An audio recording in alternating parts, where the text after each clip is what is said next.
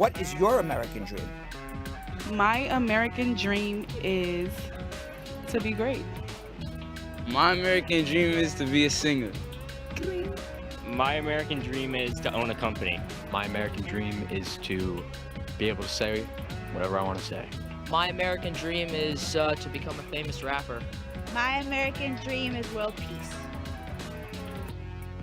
Everyone has a right to the American dream.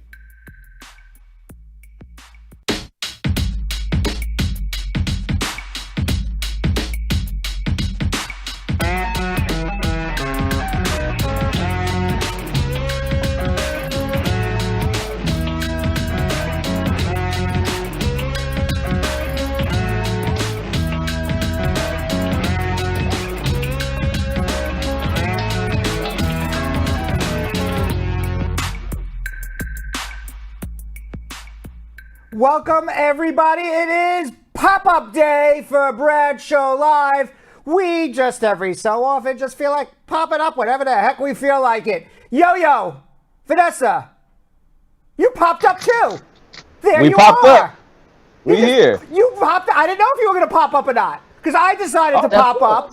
But you guys are always like ready to go. Like I called you like 15 minutes ago. I go, pop up. You go, why not? And boom, pop up. We literally sit in front of the computer waiting for your call.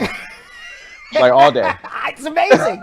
I'm going to tell you something. Monday through Friday. At least Monday through Friday we do. You know, people think you're being sarcastic, but you're not. You literally sit in front of the computer waiting for Bradshaw Live to start. Dressed and ready. With the mic. With the mic. All mic'd up. With the mic. We should all be doing this. These people don't understand. So we can this is serious. So we can pop up whenever we want. Like just now. Yeah. Like if I call you like tomorrow night at like 2 a.m. to pop up. We're ready. You're ready to go. We're ready. Yeah.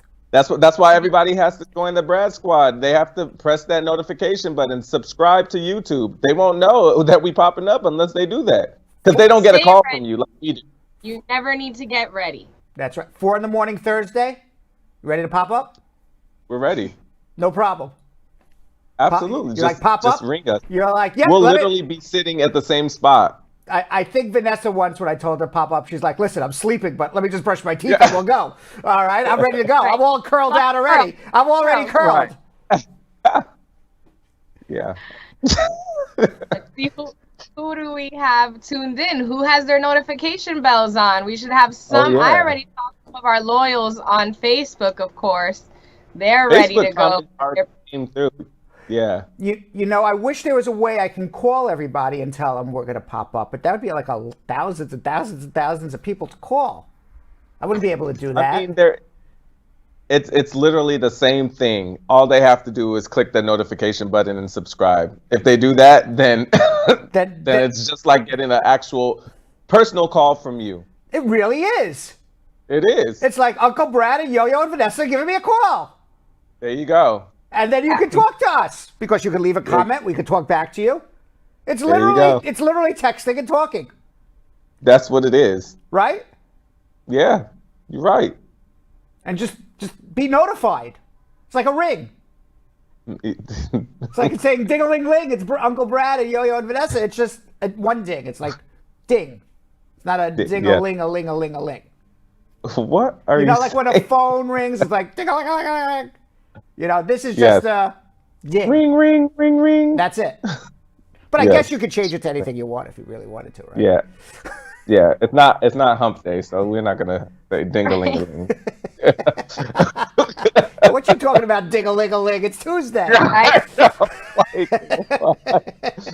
Say ring, ring. You are out of control. Let's say hello to whoever's here from the squad. We're checking them out on Facebook. They're waiting for you, Brad. All right. Why don't we say hi to the squad? You know what, Vanessa? Thank you for bringing us back. You know what? It's pop-up. We just go out of our minds, right? All right. Mel Richards, by the way. I love you guys. God bless you, Uncle Brad. Thank you very much, Mel. Veronica Dunfagan, squad up. How are you? Joan Grant, squad up. Acelia Enoch, squad up. Terrell Wayne, squad up. Vanessa, Leanna, M. Contreras. Hey, squad. I didn't know Leanna. I just learned that. Leanna.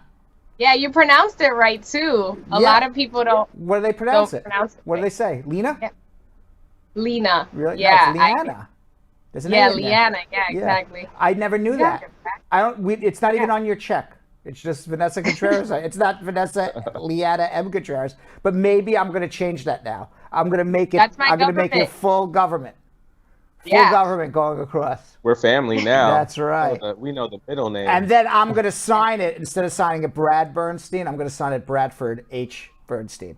We're going to do it. I always forget you're a Bradford. Like, you're such a Brad or a Buzz, you know, such a bratty, fuzzy Brad. That's right. Fuzzy Buzzy, right? Elizabeth Francis squad up. If you watched yesterday, you would have known who Buzzy is. Monica Stone, squad up. Elizabeth Francis, I think I said. Beverly Mattis, how are you? Jilly Gould. Jewel Delph saying, hi, Uncle Brad. How are you? Mello Davis saying, hey. And Tracy Lawrence, we see you watching as well on YouTube. Asila Enats, I think she's double fisting.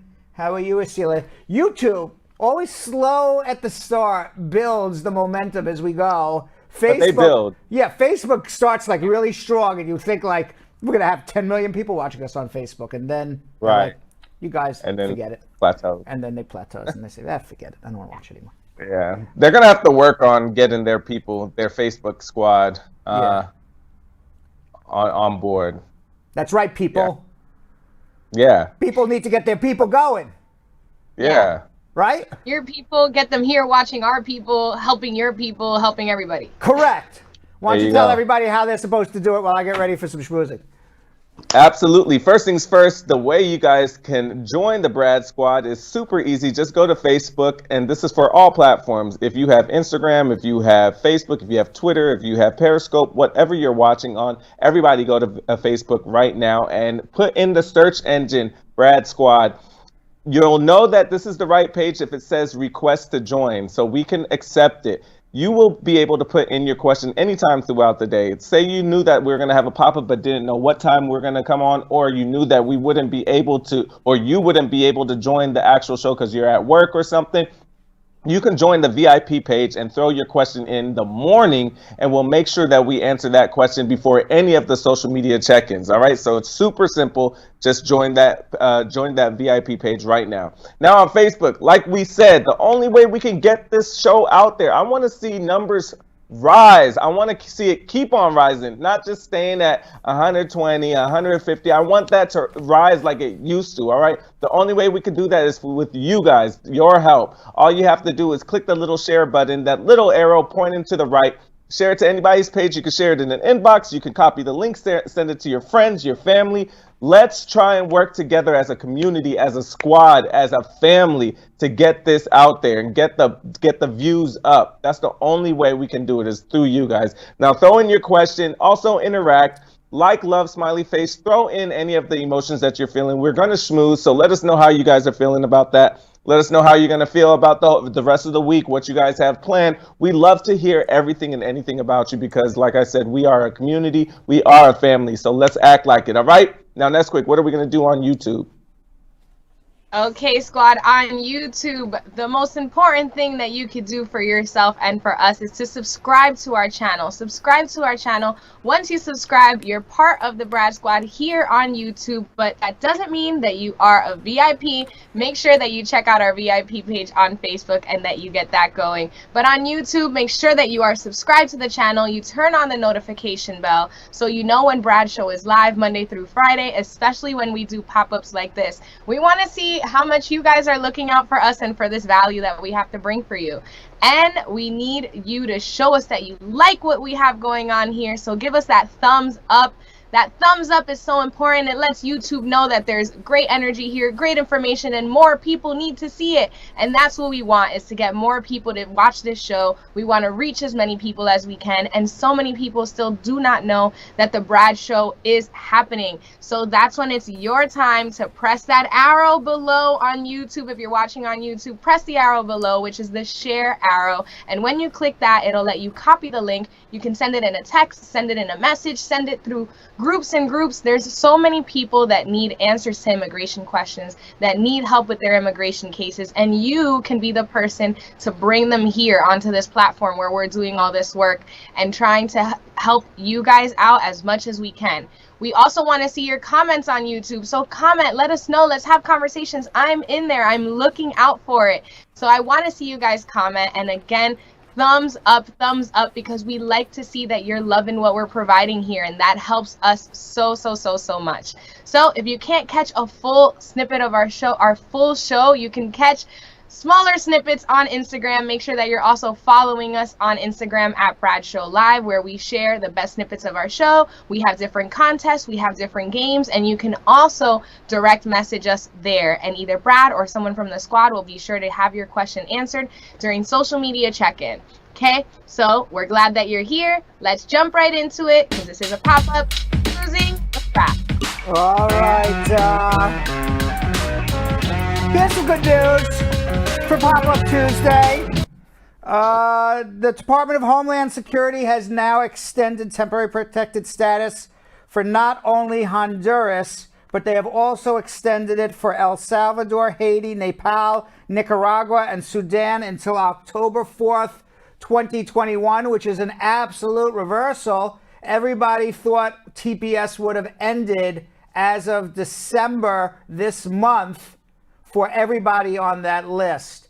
Apparently, the Department of Homeland Security and the Trump administration had an about-face, most likely because Chad Wolf, who is running the Department of Homeland Security, doesn't have the authority to end it, according to federal courts, because he was never confirmed by the U.S. Senate. So TPS is going to continue through the Biden administration for all of these countries: Honduras, El Salvador, Haiti, Nepal, Nicaragua, Sudan, at least until October 4th, 2021. And we'll see what Joe Biden does, but I'm sure he will be a bit more humanitarian than the big baby. Right. There's so much baby man in those countries. I have a very close friend who has a lot of family in Honduras, and it's really sad what's happening there right now. I agree. Yeah, I agree. Meanwhile, today is the last day that the big baby can try to legally overturn the election results. It's Safe Harbor Day, December 8th. Not Pearl Harbor Day, but Safe Harbor Day. And Safe Harbor Day, today is the day in which courts can intervene in particular state elections for the President of the United States or any federal election, and a court can try to overturn the results if something was done illegally. Trump and his elite team of Rudy Giuliani and crew were unable to convince a court that anything was done illegal, that there were fraudulent votes that would have swayed the election. And today will come and go, and Biden will still be the winner. I guess ironically, on the last day of the safe harbor, Trump's legal team is not in court, but in the hospital. Right. Giuliani, they're in the wrong professional building right now. Rudy Giuliani caught COVID and is in Georgetown University Hospital. And I just read that one of his associates who was assisting him on the Trump elite task force legal team, strike force, I think they called it, the elite strike force, which didn't get too far. One of his associates also contracted COVID and is also out for the count. But, obviously we wish them well and don't want anybody to be sick or die. We just don't like their policies, but we don't want them dead. That's my opinion. Right. I do want them to learn a little lesson. Don't wish anybody to die. I would never do that. No, Right. We don't want them to die, Right. but I do want them to learn a little lesson. Yeah. But isn't that quite ironic that they're in the wrong professional building today? Yes, it is. Yes. Let's see. Trump is still not giving up. He's calling the Georgia governor to try to pressure him to overturn the win in Georgia. But the reality is today is Safe Harbor Day. And you want to know what's interesting about this entire thing? Do you know who saved the election for democracy? Who? The Republicans, but the Republicans who were state appointees or state legislators or state elected officials. They saved democracy for everybody, because the federal elected officials who are Republican are all getting behind Trump, saying it's a fraud, it's a fraud, it's a fraud, when there was no fraud. But if you look at the governor of Georgia, Republican, who Trump tried to overturn the elections, the Secretary of State of Georgia, Republican, some of the electors in Michigan and Wisconsin, Republican judges who said basically who Trump, and one who even Trump appointed, all saying that there was no fraud. The only ones yelling fraud are the celebrity news people on Fox, if that's what we want to call them, Right. and the Republican senators and Donald Trump and most of the Republican House of Representatives. Nobody really else. But they've convinced about 35% of America that there was a fraud. Without 35%? Yeah, approximately, without any evidence whatsoever. But who saved the day were the state Republican elected officials who actually followed the law and said, there's nothing here to overturn. Because you want to know the reality, the ones who would be breaking the law, yeah, you can argue and yell and scream, there's a fraud, there's a fraud, there's a fraud. Okay? But when you're asked to actually break the law, when you're actually asked to break the law, that's something completely different. That's like, if you, I don't know, like if, you root for Robin Hood, Robin Hood stole from the rich, gave to the poor, and you root him on, go Robin Hood, you're just rooting him on, but if you're actually Robin Hood, you're breaking the law, so it's a lot easier to root for Robin Hood than to actually be Robin Hood. Integrity. What? Just a little integrity. Right, exactly. So there is a little integrity still. Meanwhile, let's see what else. Joe Biden is expected to nominate California Attorney General Xavier Becerra for Secretary of Health and Human Services and Harvard professor and infectious disease specialist Dr. Rochelle Walensky to lead the Centers for Disease Control. These are the two most prominent positions that are going to oversee. You're going to hear a lot about these people in the next 100 days because they're the ones who are going to lead the rollout of everybody taking the vaccine that is given out by Pfizer. By the way, the FDA has set up for later this week a final vote to roll out the Pfizer vaccine. They came out today and left a press release that said that they have reviewed, the Centers for Disease Control and the FDA have reviewed all the findings by Pfizer, and it looks like it's going to be a go. What we learned a little bit, though, is that approximately, a large, I don't know what the number was, I don't remember, but a large minority of the people who took the vaccine in the trial did get some sort of a reaction, whether it was a spike in a fever, soreness, headache. And what they're saying is that you have to take the vaccine twice, once and then 21 days later. It's not 28 days later, it's 21 days later. And on the second shot, you got to be aware that a large minority of people didn't feel well for about 24 hours. But none of them got COVID. It's just a reaction by the body trying to fight off what they injected into your body, but what they injected into your body is actually causing the body to fight off all the other infections as well. So if you take it, and by the way, the people who are more likely to feel muscle aches and headaches and to spike a fever for a very short period of time were younger people, not older people, interestingly. Oh, really? Yes. But what they also said was that they saw the same reactions across the board in terms of the ability of the vaccine to ward off coronavirus. It didn't really matter whether you were older or younger. It didn't matter what your ethnicity was or what area you were living in. People reacted similarly across the board, depending on age, race, and geography. So the vaccine works on everybody, at least according to the FDA and the CDC. There's nobody, people who are fat, people who are thin, people who are tall, people who are short, people who are black, Hispanic, Asian, white, didn't matter. Whether you live south, north, east, west, it all, they checked it out from every angle, and it all works the same on everybody because we're all humans basically at the end. Right. Well, I mean, does that still go for like people who have any kind of illness or disease? Yes. Okay. Yeah. Well, then that's good. Yeah. They said there was no. That makes you feel good. Right. There was no difference in.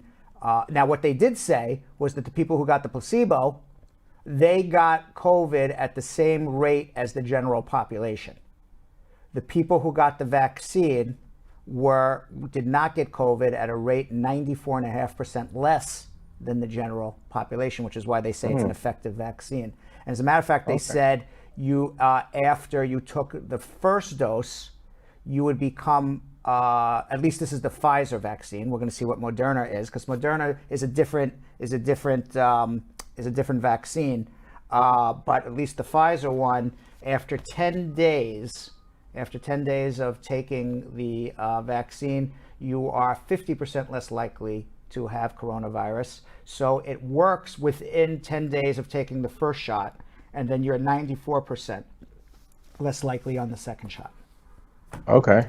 Meanwhile, Biden has selected retired Army General Lloyd Austin, the former commander of the United States Central Command, to be his Secretary of Defense. If he is confirmed, he is going to be the first black man to lead the Department of Defense, the nation's largest government agency.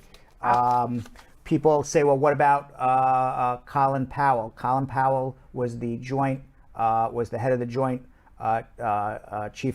joint from the military, but did not have. He was the joint something of staff or something. But that was from the military. This is a civilian post. He is the Secretary of Defense. Colin Powell was the General Joint Chief of something or other, whoever the head military guy was for the military. I forgot the actual title. So and he was also Secretary of State, but he was never the head of the Defense Department. So this will be the first black man who will be the head of dope. Yeah, of the Department of State. So much diversity in the White House already. But he was also the Joint Chiefs of all the Army. In the Army, the Navy, they all get together. He was the head guy from the military. That's what they call it. Let's see what else is happening.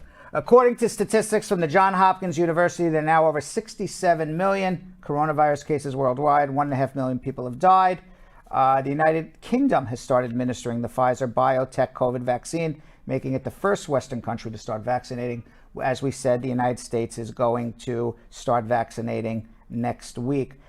Today, a man by the name of William Shakespeare, 81 years old, and joined Margaret Keenan, 90, as the second recipient of the vaccine at the same hospital. So this is the first civilian to get the vaccine in the world, and the second guy's name was William Shakespeare. Quite funny, given that it's the United Kingdom. I was like, wait, that was his real name? That was his real name, but wait, you're like, wait a second, did that guy die like 400 years ago? Right. I could have sworn William Shakespeare's dead. Apparently he's alive. In a different person. The legacy lives on. The legacy lives on. And we said, by the way, that Giuliani got ill, and we said one of his lawyers. The lawyer's name, by the way, is Jenna Ellis, and Jenna Ellis informed associates she tested positive for the coronavirus during West Wing fears. She was one of Giuliani's associates on that strike force attorney team. But now what appears is that she got it while attending a Christmas party at the White House. So now everybody's scared. Wow. Now the White House was a super spreader event again. So they actually still had a party. Yeah, they don't give a crap. You think they give a crap? That is wild. You think they give a crap there? That's wild, because I went to the White House for the Christmas party when Obama was there, his last year. Right. And I know for a fact they would not have done that, because it was pretty crowded in a small place. That's why that was a super spreader event. Nobody was wearing masks, and that's why everyone got sick. That is crazy. Crazy. Meanwhile, it's tea time for Brad. Woohoo! We have some Is Jeremy here? Luckily, unfortunately for me, or luckily for me, I don't know which way it would go.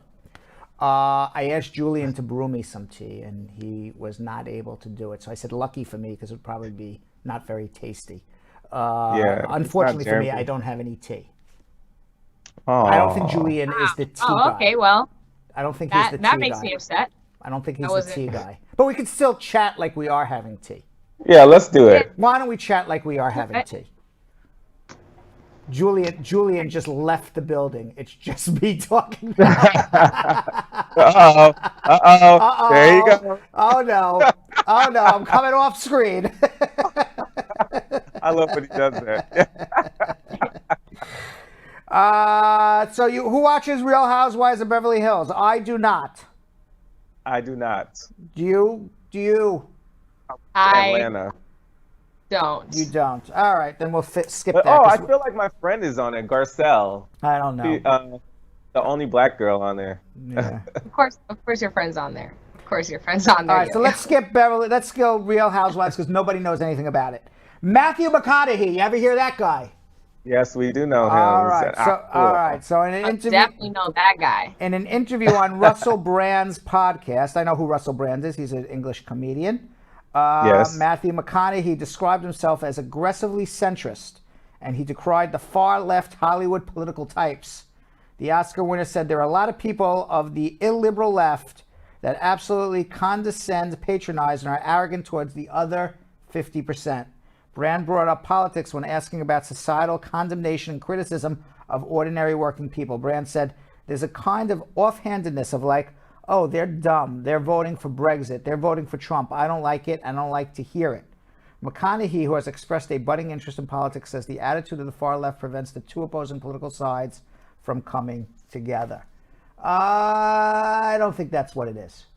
I think that and we've talked about it before, I think the left, they watch and they see on social media, and they watch MSNBC, and they reaffirm what they believe, and they see that people on the right who are voting for Trump are idiots because that's everything that they get every day, including perhaps even for Bradshaw Live.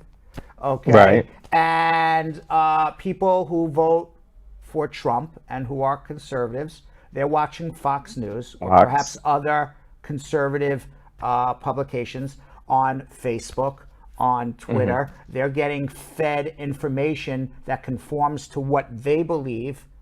Yeah. And they see a completely different universe. And what they see is the left is condescending on me, and the left sees information that the right's stupid. Yeah. That's what happens. So everybody's being fed information that they want to see. And then it just reaffirms what their own beliefs are. Exactly, because they have the freedom to choose their source, where they get their news source. So if you're not going to watch a news station where you don't agree with them or you don't like what they're saying, you're going to choose the one that you like, that you agree with. So apparently Matthew McConaughey watches Fox News because that's why he would come out and say that. If you're watching, MSNBC and you're getting fed news on Facebook that, says that, people who vote for Trump are stupid and uneducated and they're being conned, then that's what you believe. And if you're watching conservative stuff, you're saying the liberal people are talking down to us and they think we're stupid and they're condescending and that's what you believe. Yeah. And somewhere in the middle of all of that is the truth, to be in reality. And it's just sad that we don't get truth.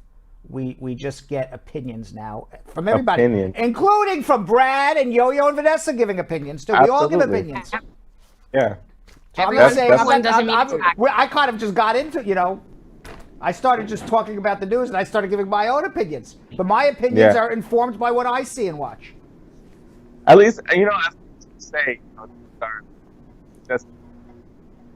You're breaking up, Yo-Yo. I know. I hear. You guys hear that? Sounds crazy. Maybe it's Trump giving the electric waves. He doesn't want you to. I know. Yeah. Right. No, but I was saying, at least, when we say, this is our opinion. A lot of the news on Fox, like, they don't really, announce that it's just an opinion based, kind of, they just say, like, this is a fact. And that's why that side is so strong, on what they believe, because they really believe that that's a fact. Yeah, I mean, they believe that there was fraud in the election, and there's been no facts to back that up. Many people believe masks don't prevent you from getting coronavirus, but science says it is. So when you watch CNN and MSNBC, you're like, what are you, stupid? Okay, and Fox News people, they say, they're trying to take away our liberties, and let me be free and let me decide what I want to do, and blah blah blah blah blah. And everybody hears what they want to hear, and that's how. That's unfortunate what's going on right now. Yeah. Right, Vanessa? Yeah, man. Yeah, man. Meanwhile, actor Mario Lopez is set to play the role of KFC mascot Colonel Sanders in a new Lifetime mini movie called A Recipe for Seduction. On Monday, Lifetime announced the unusual casting and shared a poster on Twitter promoting its new original mini movie. It airs this Sunday at noon and is being called a mini movie because it's only 15 minutes long. Yes, the poster features the Saved by the Bell star as a ripped version of the iconic fast food personality, and the tweet reads, "Mark your calendars because Lifetime and KFC have partnered for a Lifetime original mini movie you don't want to miss." The Lifetime original mini movie follows a young Harris as she struggles to pick between a rich suitor selected by her mother and the new house chef, Marlin Sanders, who brings more than his 11 herbs and spices secret recipes to the table. It turns out that KFC, the head of Marlin Sanders, who ended off, I guess was the founder of KFC, in this particular movie is going to have quite a love situation with this woman who is debating on which suitor she should pick. Should she pick the KFC guy, the chef, or the rich suitor? You have to check out the Lifetime movie to find out who she will pick. Who do you think she will pick? I think she will pick Mario Lopez all day long. Yeah. Right? Because he's got a hot body, and she knows that eventually he's going to be running KFC, and he's going to be a rich dude anyway. Yeah. Because he has 11 secret herbs and spices. All very interesting. Like, is this where our quarantine creativity has taken us? KFC was like, we're going to Lifetime. All I can tell you is if she's smart, she would see the writing on the wall. This guy's got 11 herbs and spices. He knows how to cook some chicken. He's going to be a huge success, right? Yeah. I don't need to go. I don't need to go with the rich dude. A lot of people don't see that in the beginning. You don't see where people are headed. You only care for where they are. We see that's not smart. That isn't. You Drake have to. says that all the time. And that's not only for women, seeking men, but it's also for men seeking women. You have to say to yourself, where is this person going to be 5 years from now? Yeah. It doesn't have to be. It doesn't have to be in business. It could be just in anything. Just like, where do you see this person 5 years from now?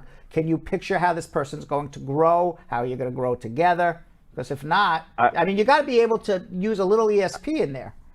But it's a little harder when you're older. That's kind of like, it's a lot easier to say that when you're young because you have those years to just give out. But when you're older like that, she's probably on a ticking time. All right.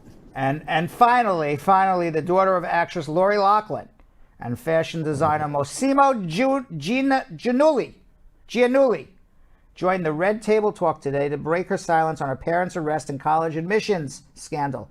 Olivia Jade Gianelli said, "I remember just freezing and feeling so ashamed." In May, Loughlin and Gianelli pled guilty to paying $500,000 to get their two daughters, Jade and Bella, into the University of Southern California as recruits on the crew team. You may remember they put her in a picture at the head of the training for crew. I think they submitted a picture, or maybe even submitted a picture of her on the boat. And she knows as much about being a crew as me, which is zero. Okay? Right. I've never rowed a boat in my life. Maybe once, twice, 3 times maybe. Uncle Jesse's wife is just messing up. Right. So, it's a lot about, you know, a lot about a lot of things. You know, Gianelli is serving 5-month sentence for his role in the scandal. And Lachlan had to do 100 community hours of service, 2-month sentence, and was fined $150,000. You know, co-host Adrienne Banfield Norris shared that she was against Olivia Jade joining the show, saying, "I just found it really ironic that she chose 3 black women to reach out to for her redemption story. I feel like here we are, white women coming to black women for support when we don't get the same from them." She added, I agree. "Her being here is the epitome of white privilege to me. It's not our responsibility to raise her consciousness." I agree. Wow. And that's very tough. And that's Jada Pinkett's mother that said that. Yeah, that's very tough. And I agree with that. Do you think she said it because she believes it? First of all, or are they just trying to make a big controversy? I mean, that's the first thing. I'm like, are they trying to make a big controversy, or they really believe what they're saying? They always want things to have red table talk. They believe it. The mom does. The mom does. That's Jada Pinkett's mother. Yeah. She believes that. Okay. This one. Yeah. First of all, she's gorgeous. For her to be... How old is she? How old is she, by the way? How old is she? I mean, she's... How does she have Jada Pinkett Smith? I mean, she looks like as young as Jada Pinkett Smith, maybe. Exactly, and her body is ridiculous as well. But that's beside the point. But I agree with her. You know, Red Table Talk. You know, they brought this show to kind of give a platform for 61. A lot of, you know, she's 61. Wow. And fine. Yeah. Yeah. So, you know, and like she said, you know, for a white woman or white girl to come to 3 black women and ask for help when black women can't go to white women and they don't offer that type of help for them. So, you know, but she did say once she came on and she pled her case and she talked to her, she said she wasn't trying to Olivia Jade. She said that she wasn't trying to be victimized and all that. That's when, you know, the mother, Jada's mother, actually said, okay, now I understand it. But like, you know, I wasn't mad at what she said because I understand that white privilege. You know, for 3 black women to have that platform that they built on their own, and you know, you're kind of helping her. That's Jordan Woods came on to their show because, you know, everybody was talking mess about her for flirting with Khloe Kardashian's baby daddy. You know, so that was a platform for a black child, a black young lady to use. You know, they built that platform for them. So then for a little white girl to come and say, hey, you know, help me out too. She's 67. I had the wrong search. She's 67 because Jada's about to be 50. She had her at 17. Wow. She's almost 70? Yeah. Wow. I just did some. Yo-Yo wants a date. Yeah, that's some good genes. Yeah, Yo-Yo wants a date with either one. He'll take either one. What? Absolutely. Meanwhile, I just have to say what Olivia Jade said. She said on the show, "I feel a huge part of having privilege is not knowing you have privilege. I was in my own little bubble, focusing on my own comfortable world, that I never had to look outside of that bubble," which is probably very true. That is. All right. Yeah. We got to get to answering some immigration questions. I only have one person on hold, so if you want to call, now's the time to call. We're going to take some calls right now. 1-800-529-5465. Good conversation, guys. Thank you very much. In today's Bra Education, I answered the question, what happens when my temporary protected status expires? Let's watch. When your TPS expires, unfortunately, you go back to whatever position you were prior to you getting TPS. So if you were on a student visa and you got TPS, then presumably you would go back to student visa status. If you were on TPS and you were out of status when you got your TPS, then you would fall back out of status. If you were already previously ordered deported and you got TPS and TPS is over, you would go back to having an order of deportation and perhaps even a warrant out for your arrest. Every person who is on TPS should figure out what they're going to do once TPS expires and not wait for that time to happen. All right, let's go to Marlin in Boston. Marlin. Marlin. Marlin, you've been waiting so long, Marlin. Oh, I know what we did wrong. We're going to come back to Marlin in a second. He didn't see what... Now's the time I'm going to be answering your immigration questions. Maybe that was the problem. I didn't say that. Now Marlin will understand that I'm going to be answering his immigration question. Let's go back to Marlin. Marlin. Marlin. Marlin. Marlin, it's time for dinner. Dinner time, Marlin. Hello? Hello? Oh, Marlin, I was about to hang up on you. As soon as I said Brad. food, It's a good thing you didn't hang up, man. Come on, man. I heard you was just talking about dinner. You understand? I said if I call Marlin for dinner, maybe he'll answer. Which is good. I'm so glad that you really do. I'm calling from Massachusetts. All right, what's going on?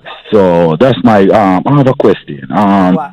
I filed an adjustment. Yes. I'm married to a U.S. citizen, and we filed and stuff. I just received the receipt that they gave me, and they said they're scheduling something for biometrics because I'm calling from Massachusetts. I don't know exactly when it's going to be appearing, so I just want to know a little bit more about that. Well, when you file your adjustment, you have to take a biometric because that's how they clear your security checks and they check who you are. Okay. And they, in order to get your work permit, you got to clear your security with your biometrics. The problem with everyone's having right now is that biometrics are going very, very slowly simply because of COVID. They're not having people come in mass. They're closing down. They're opening up. They're closing down. So eventually you'll be called for the biometrics, and then once that happens, things will start moving on your case. No, I just get it like 3 weeks ago. Oh, you took it already?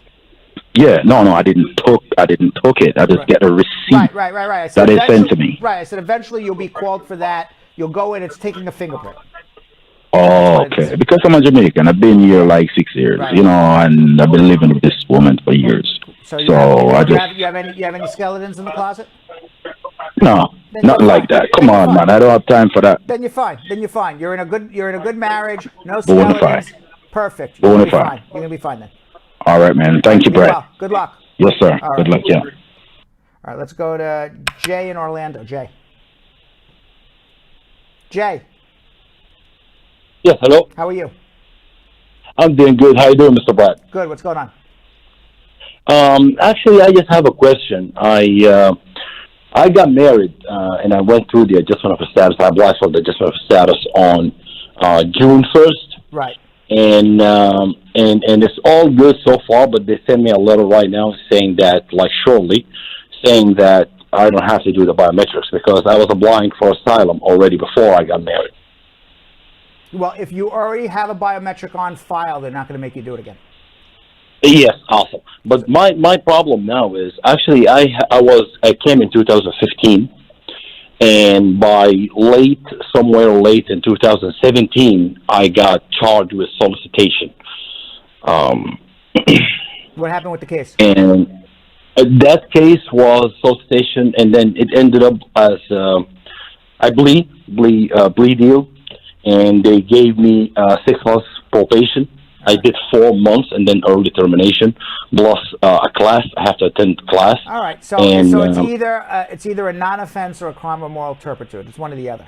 And you're allowed. And the video offense, how it can be worked I don't on my know case. because I don't have your disposition. So if you didn't plead guilty to anything, then you're fine. I don't know if you pled guilty. So it's either a petty offense, crime of moral turpitude, or it's nothing. The plea deal is kind of guilty, right?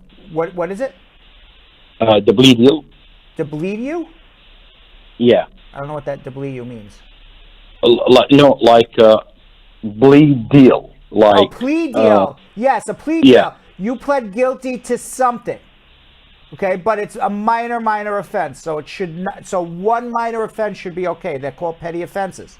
So it sounds like you're going to. Even though it happens within the 5 years from the admission, right? Yes, even though it's not in the first 5 years. What's more important is make sure your wife knows about this because they're going to ask you at the interview, and they're going to. I told my wife about it. Of course. And if your wife goes, "What the hell are you talking about? When did this happen?" and starts slapping you at the interview, now that's a big problem. All right, so just make sure she knows. Bring the disposition, but you should be okay. Awesome. Thank you so much. I appreciate you. All right. Bye. Thank you. All right, let's go to Brenda in the Bronx. Brenda. Hi, Brad. How are you? Hi, how are you? So in 2000, one question. So in 2010, I got applied for a visa. On the visa, I put that I was married, which I wasn't. It's just because, like, I'm common law. So in 2016, I got married to an American citizen, and I put in my paperwork. I did the interview already.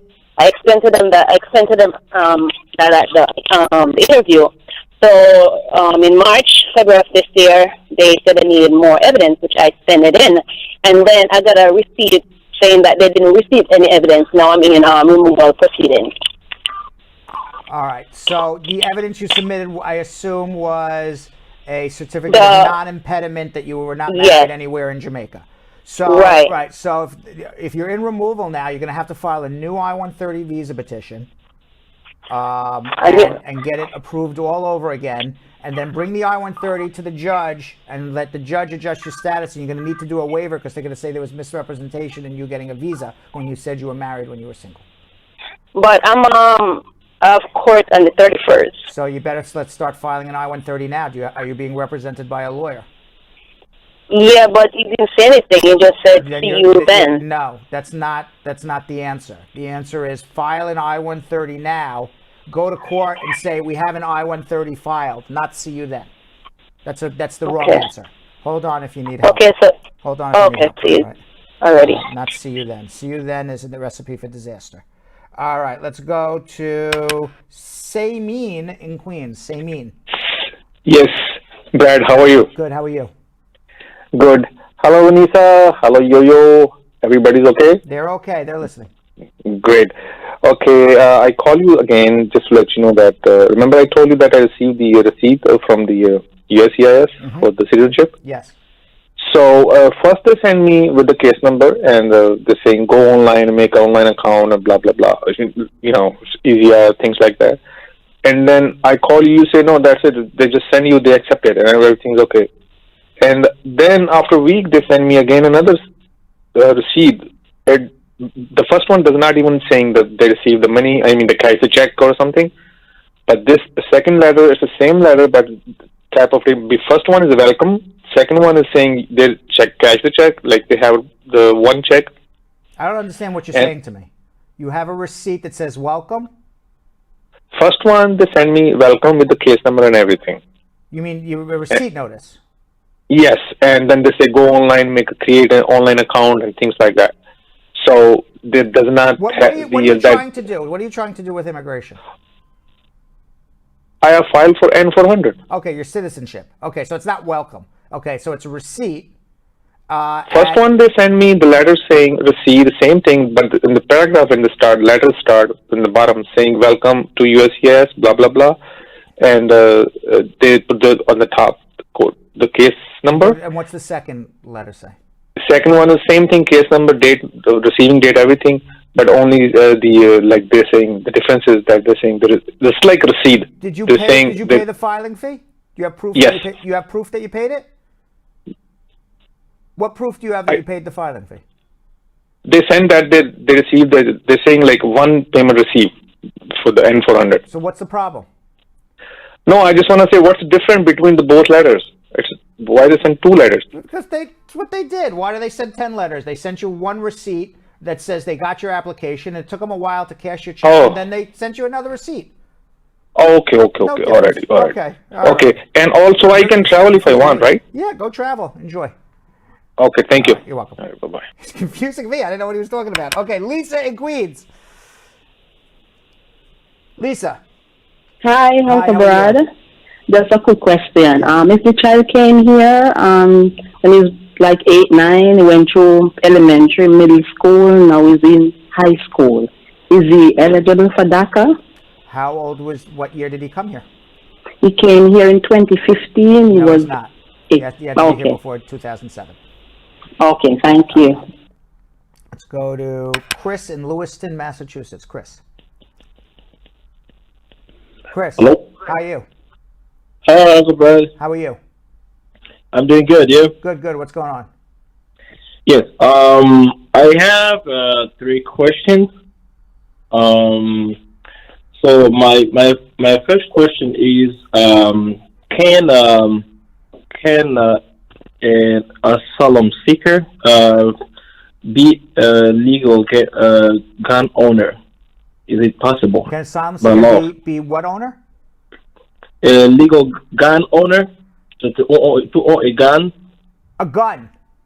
A gun, yes. I don't know the particular gun laws of any particular state, so I'm not an expert on it, but I believe the answer would be no. But maybe there's a state where you can, but I'm not aware of it. But I am not an expert on gun laws, so I'm the wrong guy to ask that one. Oh, okay. You got to go state by state and see. You got to go state by state and see what the requirements are. Oh, okay. I don't own a gun. I don't shoot guns. I don't like guns, so I don't know anything about guns. Okay.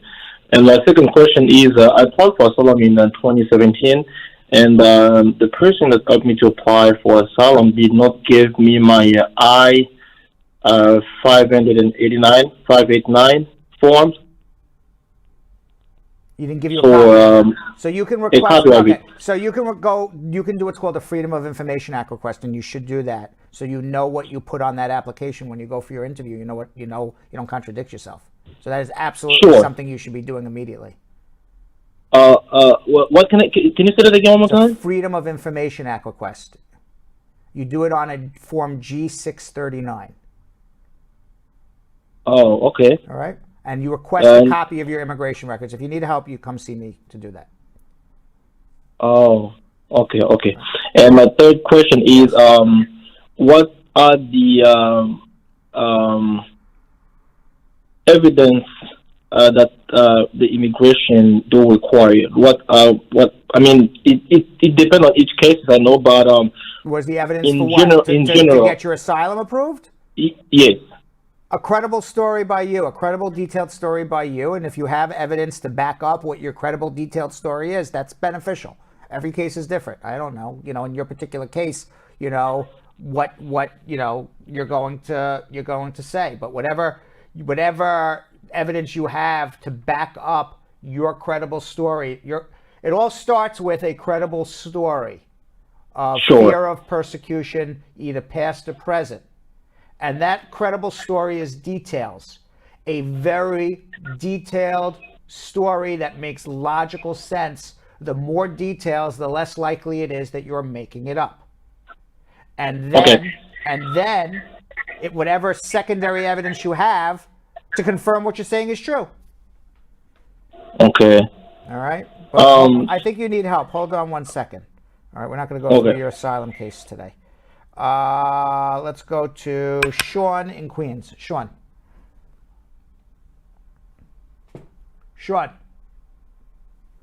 Hello. Hi, Hello. Shawn. How are you? I'm okay. Good night. Good night, everyone. Good night. My question is, March coming, my two-year conditional green card will be up. And I'm asking what do I need to submit to remove the conditional? You're going to do an I-751. Are you together with your spouse still? Yes. Okay, so you're going to do an I-751, and you're going to submit proof that you have a financial relationship with him and you live with him. So financial relationship is your bank statements for the last 2 years. Not 1 month of bank statements, 2 years of bank statements. 2 years of bills, 2 years of credit cards, 2 years of photos together, 2 years of lease or mortgage payments together, 2 years of everything together in your name and his name. Okay. And for the letters that people that know us that write, how many letters do we need? It depends on how much evidence you have. If you have everything that I just told you, you probably don't need any letters from anybody. If you have nothing, then you need letters. Okay. And final question. After removing the 2-year conditional, how soon can I do my citizenship? The next day. Okay. Thank you very much. All right. Good luck. Good night. All right. Yo, Vanessa. If you didn't get your questions answered, you can always follow me on Instagram at @RealBradBernstein. Drop me a DM. I'll be happy to answer your question. You can also follow us at Brad Show Live for the best 1-2 minutes of our show. If you can't handle even a pop-up for an hour.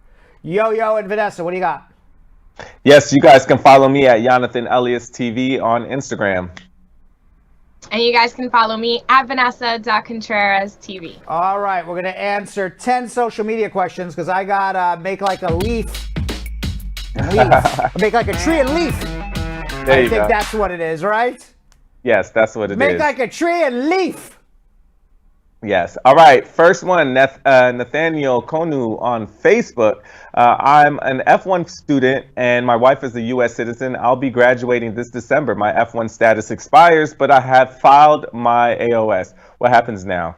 You don't have to don't worry about your F1 status. You're on pending adjustment of status. You're cool. Deya Nava Diallo on YouTube. How long is it going to take to have an N400 interview after biometrics? Hopefully less than a year. Okay, a U.S. citizen, and I filed for my husband in April 2019. In October 2019, they asked me for an affidavit of support. I sent it, and since then, haven't heard anything back. What should I do? Contact a lawyer. It's been a year and a half, 2 years. Your case is pending with nothing. Think about mandamus time. JJJJ on YouTube. Can TPS holders apply for DACA as a new applicant? Is there such a thing as having too many different cases open? You could have multiple cases open. World War I don't hear you, Yo-Yo. Vanessa, let's go back to you and we'll fix his audio. How about, can you hear me now? Now I do, yeah. Yeah, there's like, I think it might be another feed. It's very staticky sometimes. All right, so World War 666 on YouTube. I did my fingerprints. How long until I get my work permit? I don't know. Hopefully soon. I don't know what you're doing or how you did it, but should be less than 4 or 5 months from the time you file. Stacia G on YouTube. Can I travel to another state with an expired combo card, travel parole/EAD card along with my passport? I'm still waiting on my filing receipt from USCIS. Yeah, if you have a pending adjustment, why not? You're safe. Okay, Robert Fleming on Facebook. I registered my wife to vote while having a green card. She applied for citizenship and now she has a deportation hearing. Does she have a chance of fighting this? If you made the false claim to her citizenship, she didn't. Hopefully she'll be okay. So, it's very fact specific. You would need to come speak to a lawyer. Ali Z on Facebook. I applied for asylum in 2012, which was terminated by an immigration judge. What options do I have now? Why was it? I don't know why it was terminated. I would need to know a lot more. All right, 2 more. Marvin Clark on Facebook. My father is a U.S. citizen. He filed some years ago. My priority date was August 2009. However, I got married in 2010 and recently got a letter from NVC stating that due to the change of status to F3, there's no visa in my category. They asked for my husband's passport and birth certificate, and I sent it in. I haven't heard anything from them since. What's the time frame for the process? You got about 2 more years, but the reason why you submitted your husband's information is you included him on the case, but you got about 2 more years to go. Last one comes from AJ on YouTube. Can you do a voluntary departure to avoid a 10-year ban if I-751 is denied, or what other option is there? You could always get remarried again. You could appeal the I-751. Yes, you can do a voluntary departure. When I say get married, it would have to be obviously in a bona fide marriage. I don't know what other options you have. We would need to know more about you. But those are 3 off the top of my head. All right, guys, comments of the day. Pop up, we race through this thing. I know. We're racing, man. All right, our first pop-up comment of the day comes from Jesus Christ. First William Shakespeare, now Jesus Christ. We got a lot of historical figures in this show today. Yes, it's Jesus Christ Elohim. Oh, okay. Not the Jesus Christ. Okay. Not the Jesus Christ. And that was not the William Shakespeare. Exactly. Right. So this, he says, the best immigration show in the entire world. Brad Show, squad up. Thank you very much. That was very nice. Yeah. Hey. Terry Slater, good afternoon, Uncle Brad and squad. I've referred someone today. I hope they contact your office. Yes, that's what we're here for. That's really nice of you. Thank you very much. I have no idea if they did, but if they did, we'll take good care of them. Thank you. We like that. All right, everybody. Our last comment of the day comes from Miloslav Minkov saying, let's share, like, and push the notifications. That's how I know when Uncle Brad is giving all that immigration information. All right. He's been getting a lot of comments in a day. He has been leaving some good ones lately. Yeah, they kind of rhyme, too. Yes. Jay Rhymes, he might be coming for you. That's right. All right, guys. Thank you all for watching Pop-Up. We're going to be off the air for the rest of the week. We're going to see you back here a week from today on Tuesday. Have a great rest of the week. Take care. So, Sam, as part of the production, we have to say this disclaimer at the end of the show. Do you mind reading it for me? Okay, but you know, Brad, I have to do everything around here. It's bad enough I've got to remember everything that happened on the episode from the previous day. Forget it. I'll do it. The proceeding was information only and not specific legal advice. Consult an attorney about your individual situation. Prior successful results do not guarantee a similar outcome in the future. To make an appointment with the Spar and Bernstein law firm located at 225 Broadway in New York City, call 1-800-529-5465. That's 1-800-529-5465. Easy to remember, 1-800-LAWLINK. That's 1-800-LAWLINK. Once again, make a call to 1-800-529-5465. And of course, link up with the law offices of Spar and Bernstein, located at 225 Broadway on the 5th floor. If I were you out there, make the call, make the link, make the connection, make it Spar and Bernstein. 1-800-LAWLINK. That's 1-800-529-5465. And now, conveniently located in Hartford, Connecticut on 1 Congress Street. Visit us in Connecticut or in New York at 225 Broadway. That's 1-800-529-5465. 1-800-LAWLINK. 1-800-529-5465.